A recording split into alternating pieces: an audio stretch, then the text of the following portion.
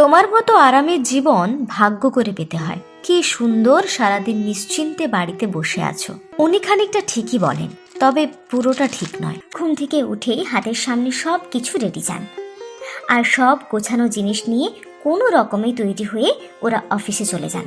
কিন্তু ওই সব রেডি করে দেওয়ার জন্য আমাদের কিন্তু ওদের আগেই ঘুম থেকে উঠতে হয়। সেদিন আমার ভাসুর বলেছিলেন, বাইরে বেরিয়ে কাজ করা কাকে বলে তোমরা কোনোদিন বুঝবে না। আমিও উত্তরে বলেই ফেললাম, ঘরে কাজ করা কাকে বলে সেটাও বাড়ির ছেলেরা কোনো দিন বুঝবে না।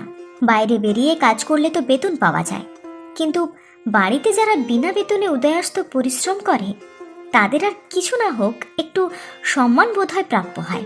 আমরা কারোর থেকে কম নই কোনো অংশে। কেউ আমাদের কথায় কথায় ছোট করলে প্রতিবাদ করতেই হবে, কারণ নিজের জন্য নিজেকেই মুখ খুলতে হয়। নিজের প্রাপ্য সম্মানও নিজেকেই আদায় করতে হয়।